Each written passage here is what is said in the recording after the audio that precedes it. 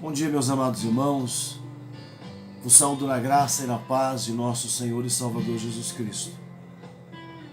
Quero meditar brevemente com os irmãos o texto da Palavra de Deus que Paulo escreveu a Timóteo, o jovem pastor Timóteo, no capítulo 4, versículo 10. Paulo diz assim: pois para isto é que trabalhamos e lutamos, porque temos posto a nossa esperança no Deus vivo, que é Salvador de todos os homens, especialmente dos que creem. Paulo está tratando com Timóteo, no capítulo 4, a respeito das heresias, da apostasia que sobreviria nos últimos dias. Apostatar da fé, deixar a fé, como muitos têm feito, deixar a fé no verdadeiro Deus, deixar aquela fé, a fé que deve ser centralizada na palavra de Deus e ter o Senhor como único e suficiente Salvador de suas vidas, e passar então a seguir fábulas, a seguir doutrinas, costumes que não são considerados pela palavra de Deus como objeto de culto pelo Senhor.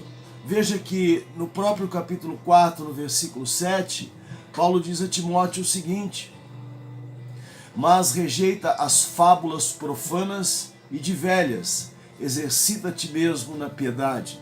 Timóteo enfrentava até uma situação difícil em relação ao seu ministério, porque ele era jovem, porque ele era solteiro, mas Timóteo tinha algo que fazia diferença na sua vida e Paulo sabia disso. Timóteo temia Deus. Timóteo servia a Deus com inteireza de coração. Então Paulo olha para Timóteo, vê a situação que está acontecendo com o seu discípulo amado, com o seu discípulo querido, e Paulo então vem orientar Timóteo. E aí Paulo, no versículo aqui de número 10, que é o centro da nossa meditação, ele vai lembrar a Timóteo qual é a razão do Evangelho. Paulo vai lembrar a Timóteo, meu amado irmão, minha amada irmã, por que é e para que nós somos chamados. Então ele diz assim: pois para isto é que trabalhamos e lutamos. Ora, por que nós trabalhamos? Para que nós lutamos? Veja o versículo 8. Pois o exercício corporal para pouco aproveita, mas a piedade para tudo é proveitosa, visto que tem a promessa da vida presente e da que há de vir. E quando nós observamos o contexto e tudo, nós não podemos tirar nada do contexto em que está inserido, até mesmo dentro das regras da hermenêutica, da interpretação da palavra de Deus. É por isso que surgem tantas heresias no nosso mundo e no nosso tempo. É se isolar um texto do seu contexto.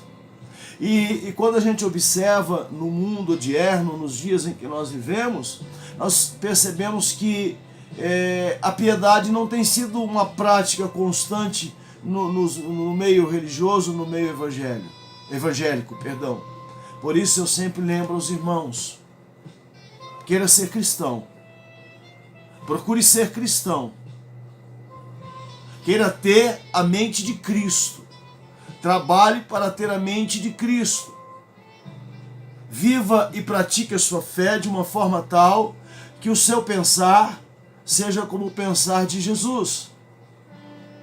Viva e pratique a sua fé de maneira tal que os seus olhos sejam como os olhos de Jesus. Lembre-se que o Senhor Jesus disse que se os teus olhos forem bons, todo o teu corpo terá luz. Mas se eles forem maus, com grandes trevas haverá em ti. Viva e ouça como Jesus.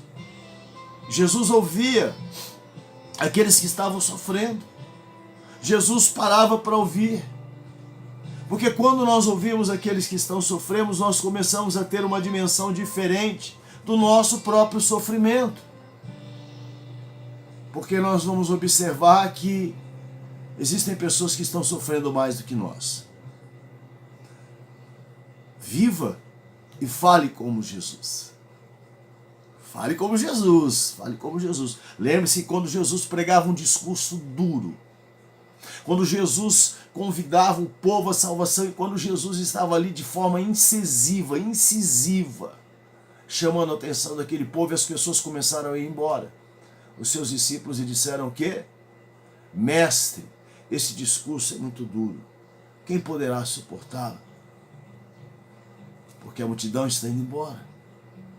Então Jesus mostra-lhes: se vocês também quiserem, não importa, porque eles estavam no monte. É uma decisão pessoal de cada um.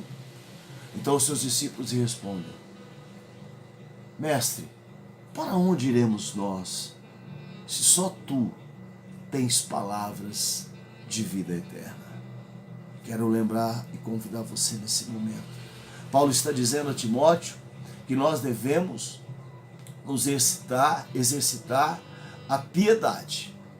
Nós precisamos ser pessoas piedosas, como cristão. O cristão é piedoso. Piedade se opõe à impiedade. Amém? Então, meus amados irmãos, pratique a piedade. Porque nós trabalhamos para isso, diz Paulo no versículo 10. Nós lutamos para isso.